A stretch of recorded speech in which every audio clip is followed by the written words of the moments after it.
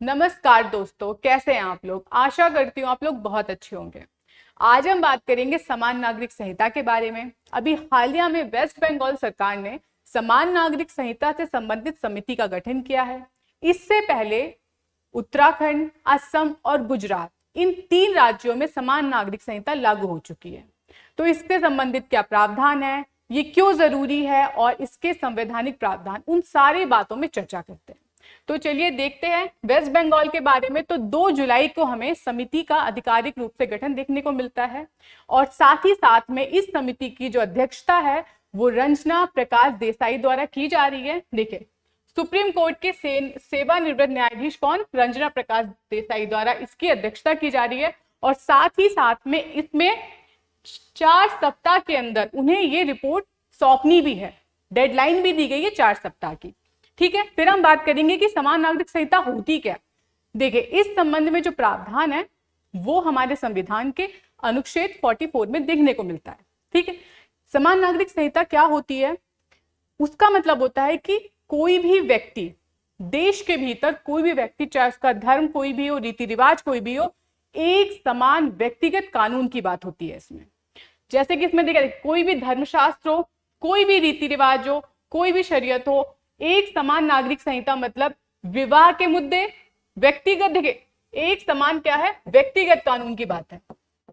एक समान व्यक्तिगत कानून। हम बात करते हैं अगर आपराधिक कानून की, तो ऑलरेडी आपराधिक कानून में हम बीएनएस देखते हैं, मतलब आपराधिक कानून में एक समान संहिता दिखाई पड़ती है। लेकिन नागरिक अधिकार मतलब विवाह का मुद्दा, तलाक का मुद्दा, उत्तराधिकार का मुद्दा, संपत्ति का मुद्दा और साथ में गोद लेने संबंधी अधिकार में अभी भी देश में पर्सनल लॉज भी लागू हैं।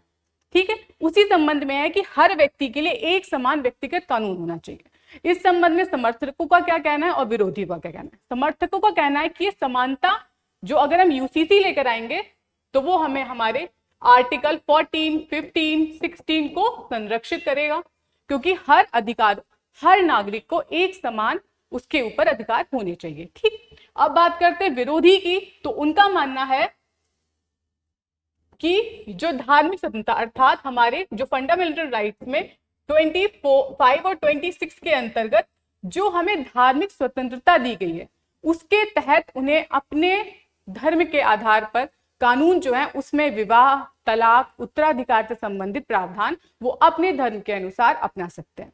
तो ये हमें 2 मुद्दे देखने को मिलते हैं। हम बात करें संवैधानिक प्रावधान की, तो भाग 4 मतलब नीति निर्देशक तत्व। ये ऐसे अधिकार हैं, ऐसे निर्देश हैं जो कि संविधान सभा ने भारतीय राज्यों को दिए थे कि आने वाले आपको जिस भी मुद्दे पे कानून बनाना है उसके निर्देश जो हैं, देखिए नीतियों के निर्देश दिए गए हैं भाग 4 में, नीति निर्देशक तत्व में। उसी में आर्टिकल 44 में समान नागरिक संहिता का हमें उल्लेख देखने को मिलता है, जिसमें साफ साफ शब्दों में क्या गया है, राज्य भारत के समस्त राज्य क्षेत्र में नागरिकों के लिए एक समान नागरिक संहिता प्राप्त कराने का प्रयास करेगा। ठीक, देखिए उस टाइम क्या था, ऐसी कंडीशंस नहीं थी कि सारे लॉज एक साथ इंप्लीमेंट करा दिए जाएं, क्योंकि धार्मिक, जाति आधार पर काफी विविधता भी थी।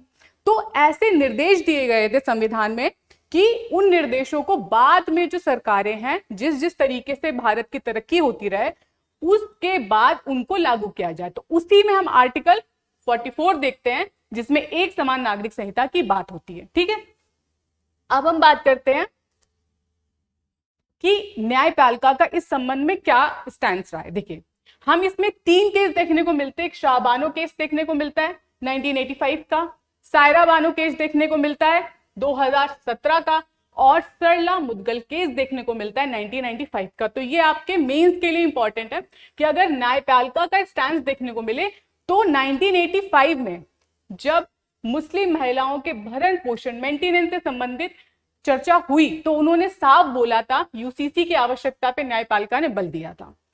अभी जो हालिया मूवी आई है हक, उसमें हम इसी मुद्दे से रिलेटेड पूरा जो वाक्य है वो देखने को मिलता है। ठीक है, उसके बात करेंगे सरला मुदगल केस में, उसमें भी सुप्रीम कोर्ट 1985 से लगातार समान नागरिक संहिता की बात कर रहा है। फिर हम देखेंगे 2017 में जो जो शायरा बानो का केस देखने को मिला, उसमें 3 तलाक को जो अवैध घोषित किया गया था, उसके बाद भी सुप्रीम कोर्ट ने समान नागरिक संहिता संबंधी प्रावधान सरकार को लागू करने के निर्देश भी दिए थे। अब हम बात करेंगे कि पूरा ऐतिहासिक हिस्ट्री क्या रही है। हम बात करते हैं गोवा की। तो भारतीय राज्य गोवा में 1867 में हम पुर्तगाली सिविल कोड देखते हैं, जो कि भारत का पहला हम यूनिफॉर्म सिविल कोड देख सकते हैं। मैंने बात की थी कि उत्तराखंड ने 2024 में बिल पारित किया, जनवरी 2025 में उसे लागू किया। उसके बाद गुजरात में, फिर असम में, और अब हम वेस्ट बंगाल में भी इस तरीके का समिति का गठन हमें देखने को मिल रहा है। ठीक है, अब हम बात करेंगे कि वेस्ट बंगाल की स्थिति की। तो वेस्ट बंगाल में टोटल जो, अगर हम बात करें कि वहां की पॉपुलेशन के हिसाब से, तो वो इंडिया का 4th लार्जेस्ट पॉपुलेशन वाला स्टेट है। साथ में साथ वहां पे 27% मुस्लिम आबादी देखने को हमें मिलती है, लगभग 27%। इसका मतलब है कि अभी 27% लोगों का जो अधिकार है वो उन्हें पर्सनल लॉज के माध्यम से उन्हें अपने सिविल अधिकार मिले हुए हैं। जिसमें अब इस तरीके की जो समिति है, उस समिति में क्या क्या देखने को मिल रहा है। न्यायमूर्ति जो रंजना प्रकाश देसाई हैं, वो सुप्रीम कोर्ट के, उनको इस समिति का अध्यक्ष बनाया गया है। सेवानिवृत्त आईएएस अधिकारियों का इस समिति के सदस्य हैं। साथ में शिक्षाविद, राज्य सरकार के अतिरिक्त सचिव देखने को मिल रहे हैं, सामाजिक कार्यकर्ता और विधि विशेषज्ञ को इन समिति का अध्यक्ष, समितियों का सदस्य बनाया गया। और साथ में 4 सप्ताह के अंदर अपनी रिपोर्ट प्रस्तुत करने के लिए भी कहा गया है। इसमें देखिए उनको कौन कौन से विषय दिए गए हैं। विवाह, तलाक, पारिवारिक कानून, उत्तराधिकार, संपत्ति के अधिकार और लिव इन रिलेशनशिप संबंधी मुद्दों पर भी अपनी रिपोर्ट प्रस्तुत करने का प्रावधान किया गया है। अब हम बात करेंगे इसमें अपवाद के लिए।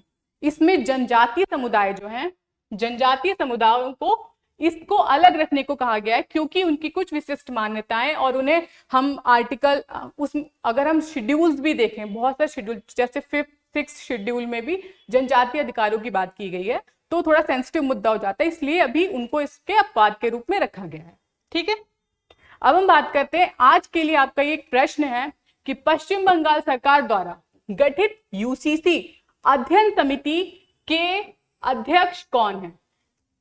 इसका उत्तर आपको कमेंट बॉक्स में जरूर साझा करना है। हमारा वीडियो आपको कैसा लगा कमेंट बॉक्स में जरूर बताएं। वीडियो को लाइक करें, चैनल को सब्सक्राइब करें, और इसी तरीके के इंफॉर्मेटिव वीडियो के लिए जीएस वर्ल्ड के ऑनलाइन प्लेटफॉर्म से जुड़ रहें। जय हिंद, जय भारत।